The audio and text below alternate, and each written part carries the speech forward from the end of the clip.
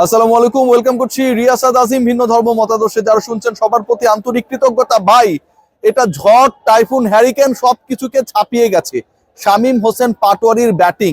শামীম পাটোয়ারি আজকে যেভাবে ব্যাট করেছে, শেষ 2 ওভারে সিলেট টাইটান্সের বিপক্ষে ঢাকা ক্যাপিটালসের জয়ের প্রয়োজন ছিল 45 রানস।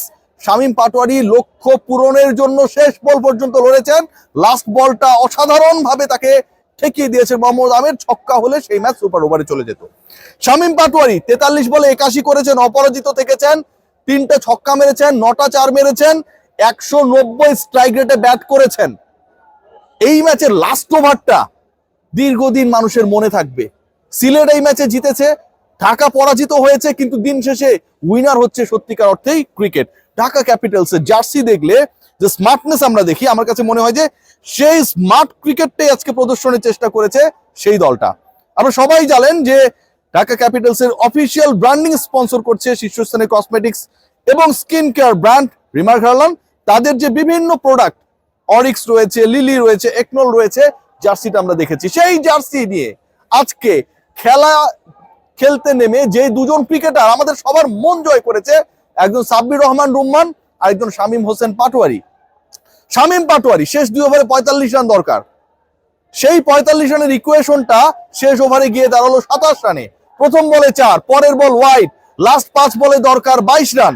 তারপরের বল, এটা একটা নাটক। ব্যাট বলে সংযোগ হয়নি, ঘাড়ের উপর দিয়ে গেছে, নো বল কিনা শেষ পর্যন্ত থার্ড আম্পায়ার ডিসাইড করলেন that was a no ball. Last 5 বলে দরকার 21 রান, এক বলে হয়ে গেছে 6 রান, একটা নো, একটা ওয়াইড, একটা 4। মোহাম্মদ আমির ফ্রি হিটে ছক্কা মেরে দিলেন শামীম হোসেন পাটোয়ারি।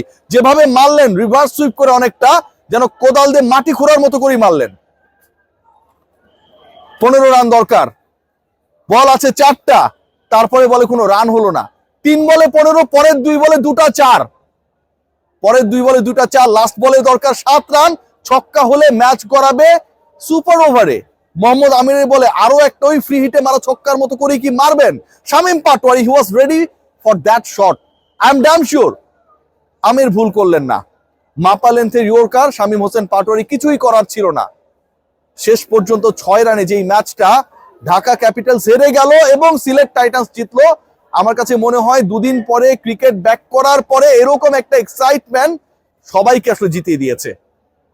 সাব্বির রহমান রুম্মানকে আমি কেন বলেছি, শামীম পাটোয়ারিকে নিয়ে কেন বলেছি, দেখুন এই দুইজন ক্রিকেটারকে নিয়ে যে ডিসকাশনটা রয়েছে সেটা হচ্ছে শামীম পাটোয়ারি রাইট মোমেন্টে জ্বলে ওঠেন না।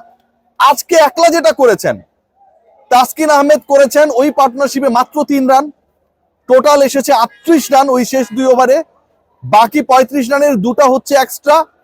এবং শামীম হোসেন পাটোয়ারি 9 বলে করেছেন 33 রান, শেষ 9 বলে 33 রান করেছেন শামীম হোসেন পাটোয়ারি। অবিশ্বাস্য ম্যাচ জেতানোর পথে 188 স্ট্রাইক রেটে ব্যাট করেছেন, 9টা ছক্কা মেরেছেন, 3টা 4 মেরেছেন। বোলার যেই হোক না কেন, শামীম হোসেন পাটোয়ারি ওয়াজ ট্রিমেন্ডাস। সাব্বির এবং শামীমের পার্টনারশিপ যতটা গুরুত্বপূর্ণ ছিল, আমার কাছে মনে হয় এই দুজন যে ন্যাশনাল টিমের যোগ্য ক্যান্ডিডেট সেই ব্যাপারটা প্রমাণ হওয়াটা তার থেকে বেশি জরুরি ছিল। জাকের আলী অনেককে নিয়ে অনেক আলোচনা হয়, কে খেলবেন, সাব্বিরকে দরকার নেই middle order finishing A, he is not the appropriate batter, এই ডিসকাশনস গুলো হয়। কিন্তু আজকেও 19 বলে 23 করেছেন, আগের ম্যাচে 10 বলে 21 করেছেন। আজকের যেই সিচুয়েশন ছিল তার আগে 5টা উইকেটের পতন হয়েছে, আস্কিং রান রেট বেড়ে যাচ্ছে। সাব্বির চাইলে 40 করতে পারতেন, 30 বল খেলতে পারতেন, টিকে থাকার এই লড়াইটা করে শেষ পর্যন্ত এস্টাবলিশ করতে পারতেন যে আমাকে ন্যাশনাল টিমের সুযোগটা দেন। সেটা তিনি করেন নাই। তিনি যেটা করেছেন, তার দলের স্বার্থে সে এক্সপ্লোসিভ ব্যাটিংটাকে কন্টিনিউ করেছেন। নাসুম আহমেদের বল ছক্কা মেরেছেন, সিঙ্গেল নিয়েছেন, আবারও ছক্কা মারার চেষ্টা করতে গিয়ে আউট হয়ে গেছেন। এই যে একজন ক্রিকেটারের ক্যারেক্টার, যেই ক্যারেক্টার আজকে সাব্বির রহমান শো করেছে, যেই character till the end Shamim Hossain Patwari show করেছে, that is the real character. Ball নষ্ট না করে আস্কিং রেটের সাথে পাল্লা দিয়ে অবিশ্বাস্য চেজে নেতৃত্ব দেওয়ার চেষ্টা করেছেন এই দুই ক্রিকেটার। আজকের এই ম্যাচ পরাজয়ের ক্ষেত্রে ঢাকা হারলো কেন সেই ডিসকাশন যদি করতে হয়, আমি যতটুকু প্রেইজ করব সিলেট টাইটান্সের, তার থেকে বেশি প্রেইজ আমার কাছে মনে হয় ডিজার্ভ করে ঢাকা ক্যাপিটালসের স্পেশালি ক্যাপ্টেন মিঠুন। তাদের ব্যাটিং অর্ডারটা আপনারা দেখেন, সমালোচনা করতেই হবে। তাদের গায়ে যে জার্সি গুলো রয়েছে, যে ব্র্যান্ড গুলো রয়েছে, সেইগুলোর মতো করে আসলে যদি একটু স্মার্ট ডিসিশন মেক হইতো। সাব্বির যদি আরেকটু উপরে উঠতেন, সেটা হয় নাই। নাসির হোসেন কিংবা মিঠুনের উপরে সাব্বির উঠতে পারলে, ব্যাটিং এ নামলে সিনারিও কুড বি ডিফারেন্ট। আজকে যেখানে আমরা যদি খেয়াল করে দেখি যে এই যে 173 রান হলো 5 উইকেটে, এই 173 রান করানোর ক্ষেত্রে সবচেয়ে বড় রোল প্লে করেছে ঢাকা ক্যাপিটালসের বোলিং ডিপার্টমেন্ট।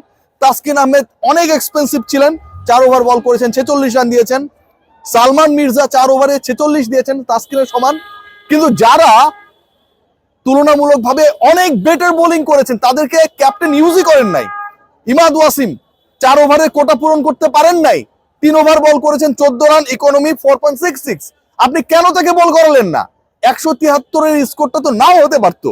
বাদ দিলাম তার কথা। নাসির হোসেন 3 ওভারে 20 রান, ইকোনমি 6.66, আপনি তারও একটা ওভার রেখে দিয়েছেন।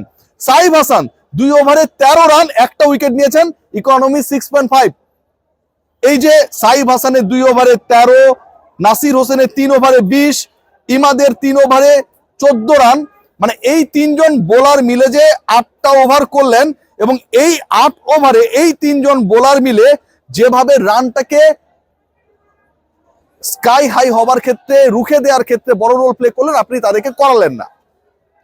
এই রোলটা ছিল ডেফিনেটলি ক্যাপ্টেনের। ব্যাট হাতে তিনি ফ্লপ হয়েছেন।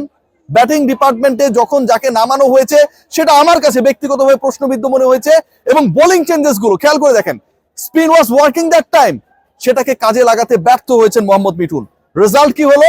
অন্তত আজকের এই ম্যাচে ঢাকার এগেইনস্টে সিলেট টাইটান্স 15 থেকে 20 রান বেশি করেছে, এবং শেষ পর্যন্ত সিলেটের এগেইনস্টে এই ম্যাচটা ঢাকা হেরেছে মাত্র 6 রানে। বোলিং চেঞ্জেস গুলো যদি আরেকটু বুদ্ধি সম্পন্ন হতো, আরেকটু মেধা সম্পন্ন হতো, ব্যাটিং ডিপার্টমেন্টের অর্ডারটা যদি আরেকটু ডিফারেন্ট হতো, it could be a very different match. আজকে যিনি 188 স্ট্রাইক রেটে ব্যাট করলেন, শামীম পাটোয়ারি 80+ রানে ইনিংসটা খেললেন, শেষ 2 ওভারে 45 রানের সমীকরণ মিলাতে গিয়ে 39 করে ফেললেন, একলাই অনেকটা। সেই শামীম হোসেন পাটোয়ারি হয়তো আজকে উইনিং টিমে থাকতে পারতেন। সাব্বির রহমান রোমান যেই প্রেসারে পড়ে ওই ওভারে 8 রান তোলার পরে আবারও ছক্কা মারতে গেলেন নাসুম আহমেদকে, সাকসেসফুল বোলার, হয়তো তিনি ওই শটটা না খেলতেও পারতেন। আস্কিং রান রেট তখন প্রতি ওভারে 12 ভাই, কিচ্ছু করার নাই, you have to play that shot. So overall ঢাকার এই পরাজয়টা আমার কাছে মনে হয় সবচেয়ে বড় দায়ের জায়গা, যেটা ক্যাপ্টেন্সির জায়গা একটা বড় রোল ছিল, এবং একই সাথে ব্যাটিং অর্ডারটা আমার কাছে কোনোভাবে অ্যাকসেপ্টেবল মনে হয় নাই।